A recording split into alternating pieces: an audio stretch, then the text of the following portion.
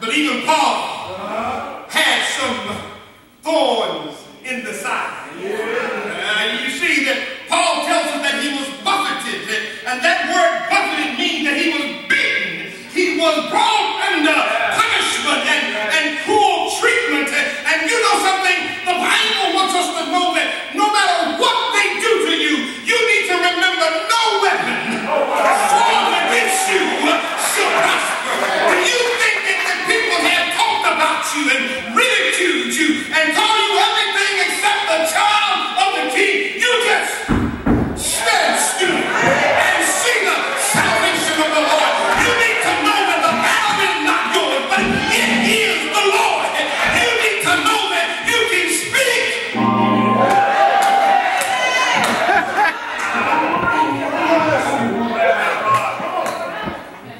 Paul said that, listen, I'm a man that you guys are talking about all these other folks that have talked about how they had visions. They weren't real. They were false apostles and false prophets. But Paul said that if I were to boast, then I'd be a fool. So I won't boast about me, but I want to tell you about a man that had an experience 14 years ago. Now, whether he was in the body or not, I'm not sure, but God knows it. And he went up into the third heaven, that place called paradise, and there he was in witness with God, and he was given a vision. He was given words that he could not even repeat. Listen to me, brothers. I don't care how long you've been in the gospel. I don't care how long you've been on the trail. Don't get too big-headed. The same people you see going up are the same people you'll see coming down. I don't have no big eyes and no little you. He has no respect of person. As a matter of fact, I'm convinced that he said, they that desire to be greatest in the kingdom, let him be least. You need to learn how to humble yourself. If you call yourself a man, you need to learn how to have some kneel time. You know what knee nail is, don't you? It's when you bow in the presence of the Lord and you say, God, here I am, just as I am. I'm weary, I'm wounded, I'm broken down, I'm torn. But God, I'm yours, Lord. Use me. If you can use anything, Lord, use me. Because I know your grace is sufficient. I might not be what I should be. I may not have been all that I can be.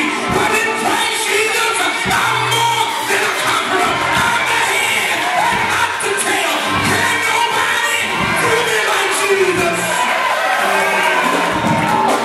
His grace is sufficient. You want to hit somebody and say, I know he's all right. I know he's a healer. Because he healed my sick soul. I know he can make a way out of no way. Because you see, he picked me up, turned me around, put my feet on a solid foundation. And ever since that time, I've been running.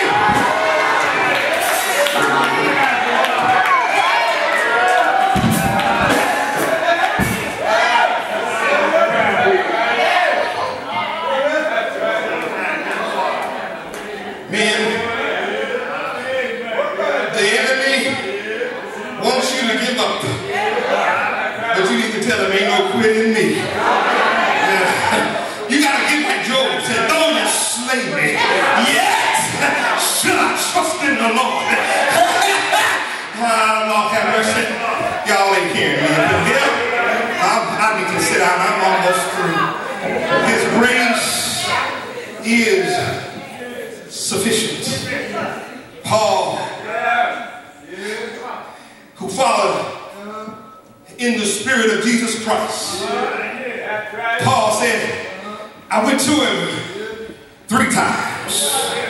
I'm reminded that in the Garden of Gethsemane, my Lord and our Savior visited with the Lord 3 times. He said, if this cup could pass from me. But just like he answered Jesus and said, no, you gotta go. That's the same response he gave to Paul. He said, it is necessary that you endure this thing because I don't need for you to get too prideful. prideful. You hear me, brother pastor? He said, don't get too big-headed, Paul. He said, I got to keep you grounded so that you don't think you all in a bag of chips. So you don't get too excited because you have done some great things in me. You can brag that you've been in the third heaven. You can talk about how many churches you've planted, but you still need to know that it's all about me. It's still about me. I am the great I am. I'm the beginning and the end.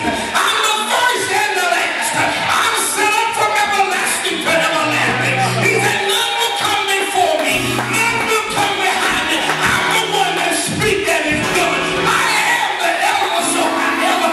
I'm the Elohim. I am the El Shaddai.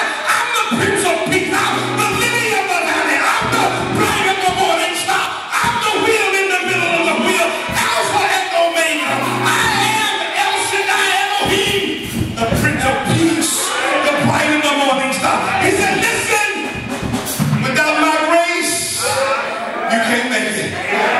Paul said, listen, Lord, I just need this thorn. I need this thorn. I need this enemy removed from me. You know, brothers and sisters, you know what I'm talking about. When there have been some folks that you didn't like, some folks that got on your last nerve. You went down in an email and you said, Lord, will you just kill them for me? Would you get rid of them? But God said, no, that's not my nature. He said, my grace is sufficient. When you get mad, I'll help you to overcome your anger. When you get to the point where you feel like you can't put up with them anymore, I'll give you patience. And patience does its perfect work. He said, I'll cause you to love your enemies when they don't love you. He said, I'll keep you from all hurt, harm, and danger. Y'all don't know what I'm talking about. I'm talking about a man that he said his grace is sufficient. Didn't think it was a bad thing that he might die, that you might live. Because Jesus Christ, sometimes when I think about how you spell grace, I get a little bit confused, but then the Lord help me. He said, how do you spell grace? And I said, J-E-S-U-S. That's grace. He was grace in the Word. He walked. How do you know? Because he said that the Word became flesh and dwelt among us. He was the example of God's grace. He was the sterling example of God's mercy. Because he had love abounding for everyone. Me, don't let anybody tell you that you gotta be tough, that you shouldn't have a tear in your eye every now and then, that you can't hug your son and your daughter. You need to find that there's a soft spot in every man, and you need to know that Jesus had compassion for folks. You need to be compassionate toward people, because you need to know it's by his grace. It's his grace. Nothing but a grace. That's why the song is so powerful. Amazing grace. How sweet the sound that saved a wretch like me. I once was lost, but now I'm found. Grace saved me.